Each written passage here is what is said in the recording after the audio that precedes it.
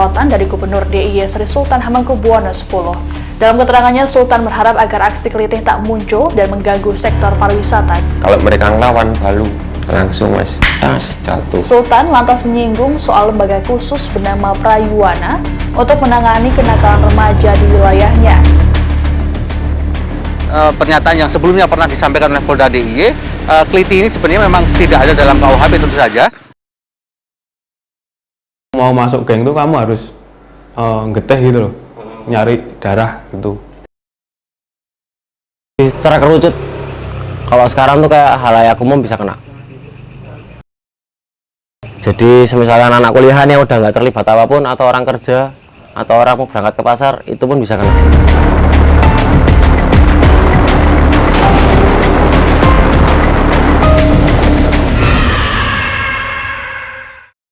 Itu cuma tak tempelin gini kan, tak tarik. Kalau geraji es otomatis kan susah untuk dijahit mas belakang. Untuk anak sekolahnya sendiri mungkin sama ya mas bahayanya, karena masih sama-sama pakai sajam.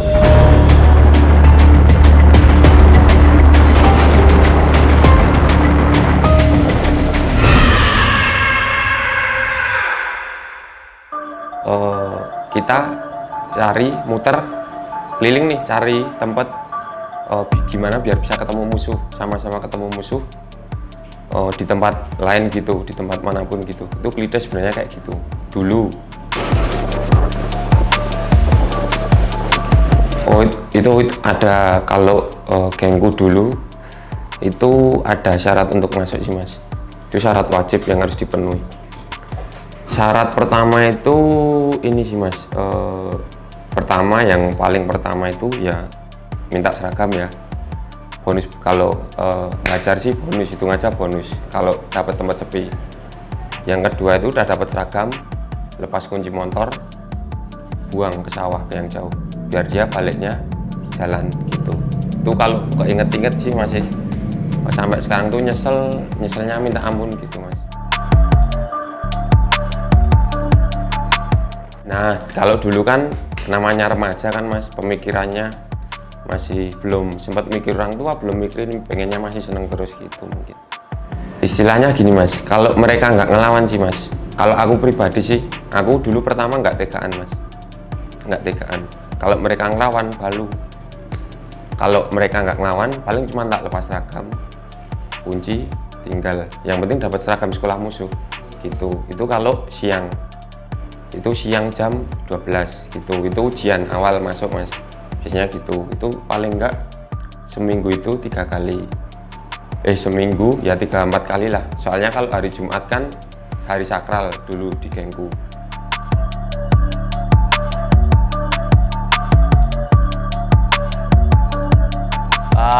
Kejadiannya itu di daerah Casagrande. Terus dia boncengan cuma berdua, aku juga berdua sama temanku. Nah setelah kejadian itu ya udah langsung pertamanya nggak kerasa apa-apa, cuman habis itu yang temanku yang tahu kok kakiku berdarah kenapa, baru dibawa ke rumah sakit.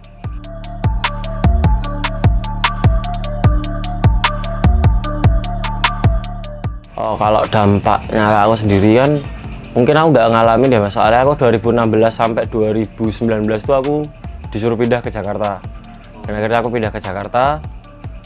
Nah setelah aku balik lagi ke sini buat kuliah, ternyata kelitih lebih random orangnya.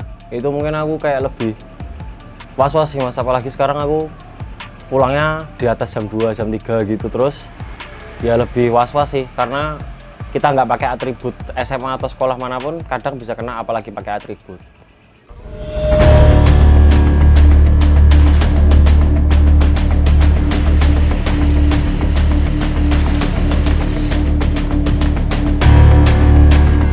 Yang paling aku ingat itu ini mas, geraji es batu panjang 1 meter itu anak sekolah geng C, anak sekolah geng C itu tuh ini geraji es batu itu karena tak kejar kan pertama tak kejar kan, dia yang neriakin dulu nih di tongkrongan waktu malam minggu, Kalau dulu kan malam minggu sebelum ini tuh teriakin dulu tak kejar. Aku pas baru bikin itu Garage S itu. Nah itu kekejar. Kale kan sama Fiction kan kencengan Fiction. Itu kekejar Mas di sebelahnya persis. Garage S sepatunya itu cuma ku tempelin, ku tarik. Mampus nggak bisa dijahit, tak tinggal. Sama motornya tuh tak sama temanku tuh sama-sama 2 orang Mas. Tapi mungkin dia mentalnya down kan. Sama-sama 2 orang itu mentalnya down. Itu cuma tak tempelin gini kan, tak tarik. Kalau Garage S otomatis kan susah untuk dijahit Mas belakang. Sajam yang model itu Mas, itu tuh sebenarnya tuh lukanya tuh nggak terlalu ini sih Mas, cuman kayak ini, cuman kalau dalam agak dalam jahit, posisi jahitnya itu susah Mas, karena kan nggak rata.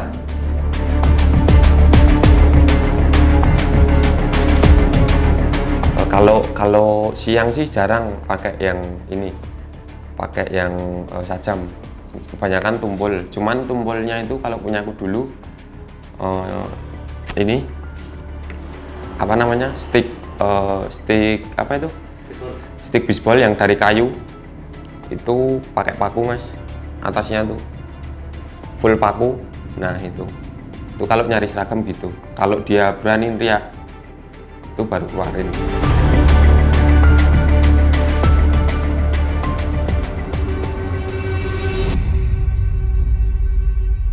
Aku bareng teman-teman tuh ada beberapa motor sih, sekitar 4 gitu.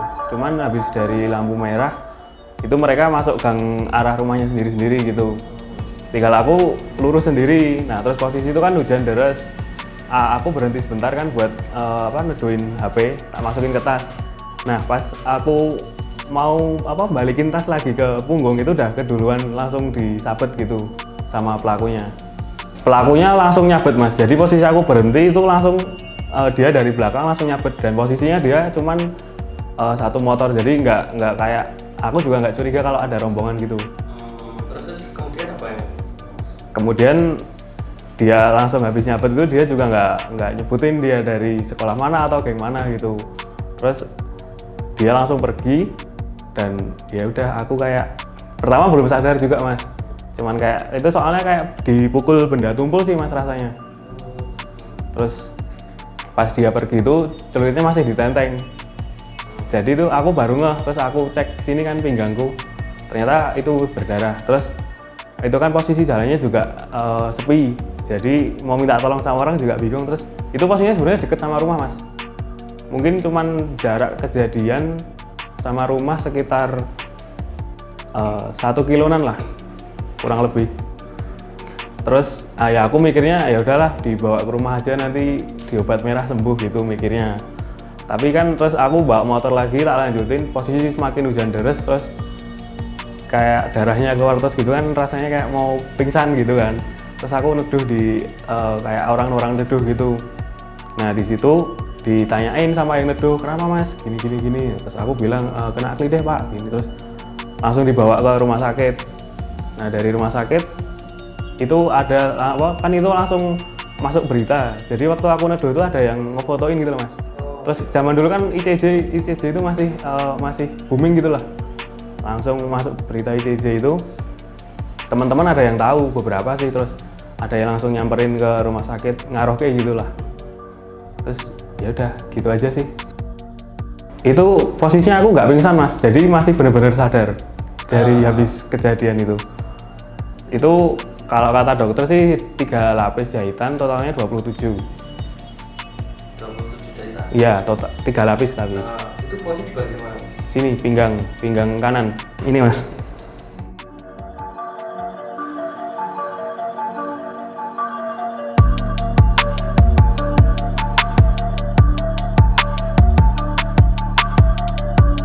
Awalnya nggak kenal Mas, nggak kenal itu siapa, tahu dari geng mana juga nggak tahu. Tapi pas kejadian dia teriak nama gengnya dia baru tahu. Pas di nongkrong itu pun juga nggak kenal dia siapa, nggak tahu siapa. Kalau dibilang lebih bahaya untuk anak sekolahnya sendiri, mungkin sama ya mas bahayanya, karena masih sama-sama pakai sajam. Cuman kalau dibilang untuk warga sekitar atau orang umum lebih bahaya sekarang mas, karena orang random pun bisa kena. Kalau aku antisipasiku menghindari jalur-jalur rawan sih mas. Kalau di Jogja itu kayak di Ring Road atau Jalan Solo atau di area JC gitu-gitu, aku menghindari. Cuman kalau antisipasi secara yang kayak bawa pegangan apa kayak jaga-jaga diri gitu nggak ada sih. Paling cuman menghindari jalur-jalur rawan aja.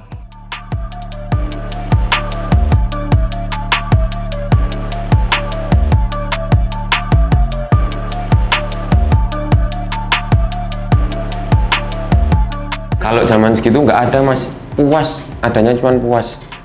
Ya namanya masih remaja mas, masih umur berapa dulu. Emang mental terbentuk, emang benar-benar jadi kita juga bangga mas, punya nama gitu.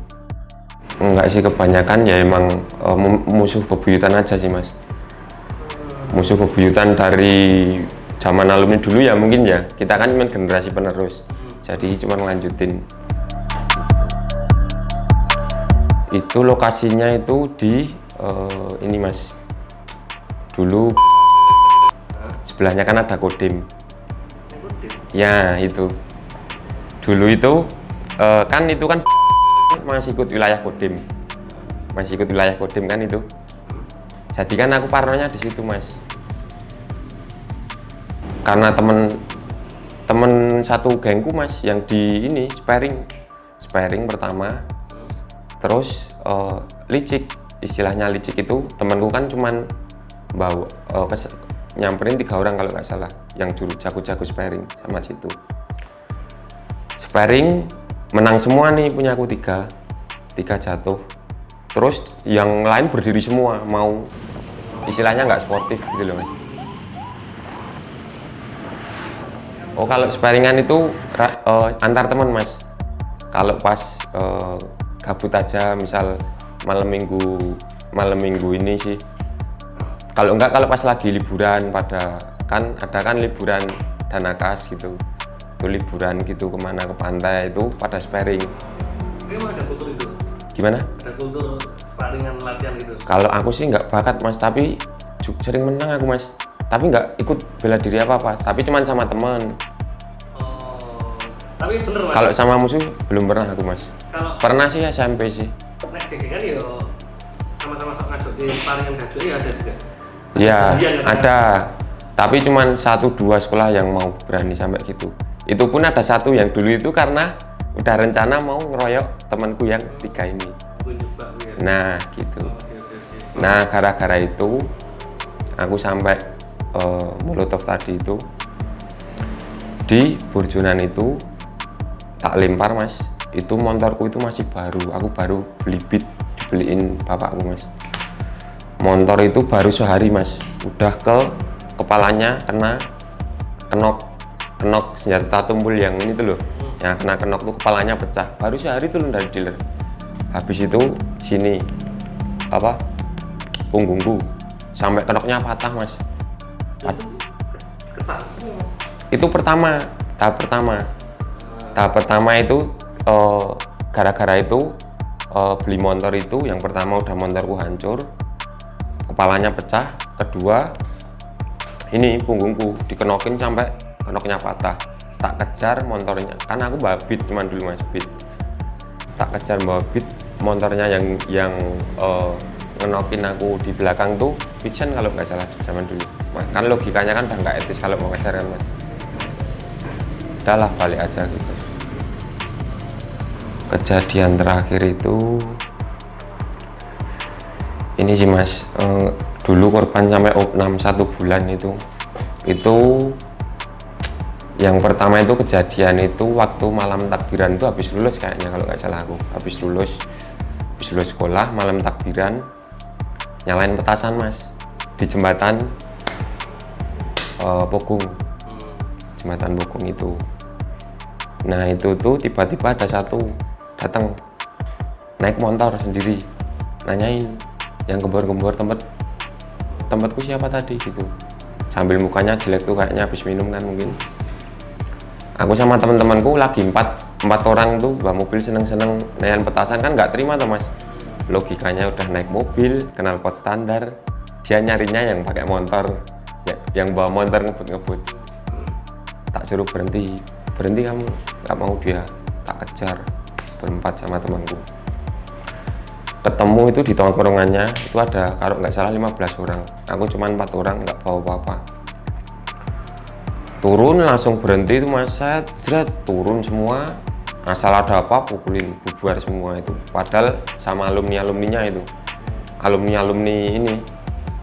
sekolahnya itu ketinggalan korbannya 2, yang satu udah penuh darah tapi masih bisa lari, yang satu lagi itu udah penuh darah tapi udah nggak bisa lari karena udah kepalanya tak kenain konblok tadi. Otomatis kan pendarahan pusing dulu kan mas, dia udah nggak bisa lari gini. Itu tak naikin mobil, di dalam mobil itu masih tak ajar lagi kan mas, teman-temanku juga itu kan pada emosi kan, masalahnya kita lagi seneng-seneng niat happy nggak ngapa-ngapain. Nah itu tuh terus tak bawa ini jalan-jalan gitu mas, sambil ada rencana jahat sih. Rencananya itu mau tak jatuhin dari jembatan kewek biar ngilangin jejak. Tapi kan aku kasihan mas, aku tuh sebenarnya ya masih ada kasihannya gitu loh mas, karena emang aku tuh kenal kayak miras kayak gitu tuh belum lama mas. Enggak dulu, malah dulu enggak. Dulu makai itu cuman bentar tapi kapok, udah enggak lagi sampai sekarang. Soalnya karena pekerjaan sekarang kan emang jadi marketing kan harus mikir toh mas, takut otaknya ini. Nah itu tuh dulu aku kasihan, terus aku ada inisiatif balikin ke rumah. Jadi si korban tak suruh ngomong gini mas, kamu tak balikin ke rumah, tapi kamu cerita gimana kejadiannya sama ibumu, semuanya ceritain detail. Tak balikin ke rumah mas, dia cerita semuanya, dimarahin sama ibunya, dilariin ke rumah sakit. Goblokku itu mungkin dulu ya mas, ngapain tak balikin segala, mending tak cemplungin sekalian. Nah itu terus seling berapa hari alumninya yang nggak terima, dinaikin kasusnya. Aku udah sama temanku patungan sewa pengacara, BAP 2 kali mas. BAP 2 kali itu si korban itu ternyata ada tambahan saksi dan ada barang bukti berupa senjata tajam 1 sama kenok itu 1. Padahal kita nggak bawa apa-apa. Itu kemungkinan punya teman korban yang jatuh. Kemungkinan besar. Kalau enggak ya emang kong kali kong antar, kan itu kan wilayahnya musuh mas. Jadi saksi kan bisa ngakalin. Kita kan cuma orang luar istilahnya, jauh dari rumah gitu. Nah itu udah BAP 2 kali, pengacara juga udah. Yang terakhir pengacara ngomong, mas ini tinggal ada 2 solusi karena barang bukti udah dapat 2. Kok bisa ada barang bukti? Aku kan juga mikir mas, kita nggak bawa apa-apa. Terus jalan satu-satunya mau sidang BAP yang terakhir, tapi otomatis langsung masuk atau mau balik kanan semuanya. Balik kanan semuanya, bubar. Temanku ada yang satu ngeyel, masih kerja. Pagi dijemput mas, dia lagi kerja. Kenapa berapa lama mas? Kalau nggak salah 8 bulan mas. Zaman dulu kan beda sama zaman sekarang mas. Oh iya? Iya, padahal itu udah 351 rencana pembunuhan.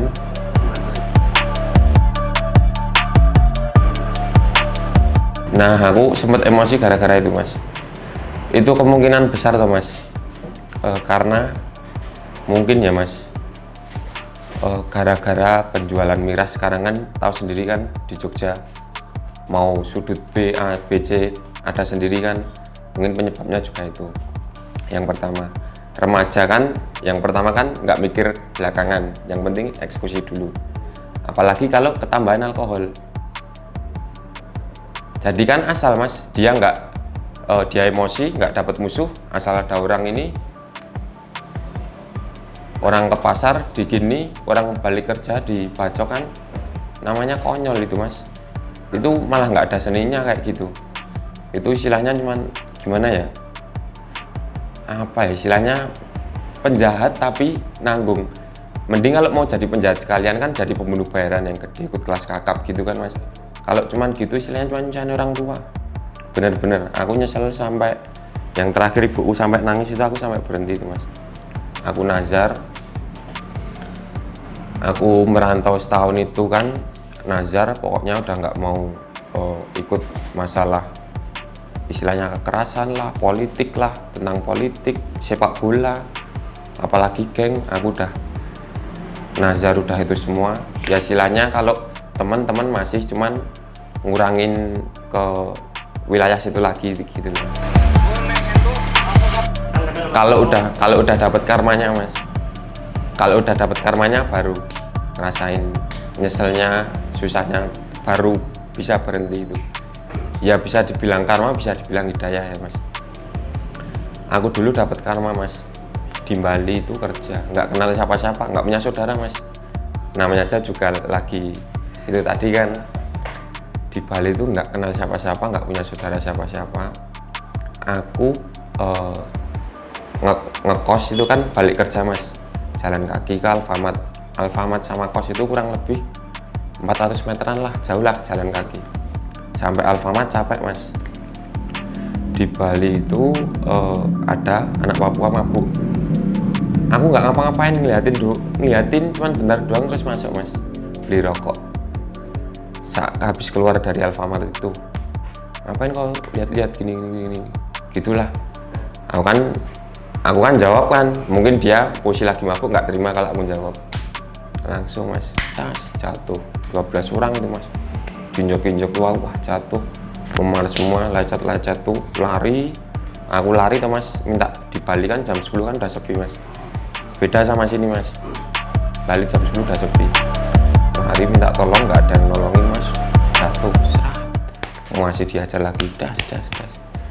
Habis itu di kamar aku mas, di kamar kos balik kan nggak punya obat juga tuh mas, cuman tak bikin air hangat tuh, tak ini yang memar muka tuh, nggak berangkat kerja sehari aku di situ baru mikir mas, oh mungkin ini karma aku dulu, pasti karma itu ada mas. Makanya ya itu tadi pesan-pesan buat adik-adik, daripada nyesel di belakang, mungkin udahlah nggak usah kayak gimana ya, apalagi Jogja kan tempatnya terkenal wisata kan mas sekarang, dari dulu terkenal kota pelajar wisata. Sekarang rusak gara-gara klitih. Ya sekarang rusak gara-gara klitih yang tidak apa ya, tidak nalar lah klitihnya itu, klitih remaja-remaja mungkin ya, yang kena alkohol, yang kena itu tadi, jadi kan gitu istilahnya. Sebenarnya ada sih mas, cuman nggak gampang. Yang pertama itu mungkin pihak kepolisian kita ya, pihak Kapolda Jogja ya, mungkin nyari kepala suku alumni gitu, suruh mendamaikan gini gitu, tentang gengnya itu damaiin. Terus yang kedua suruh berantas itu tadi, narkotika yang jenis itu tadi apa sama miras, kalau bisa itu. Kemungkinan nggak ada itu mas, klitih ya istilahnya nggak seasal kayak sekarang lah mas, nggak kayak dulu. Sekarang kan ngerti, tahu sendiri kan mas, kayak sampai ibu-ibu ke pasar, aku.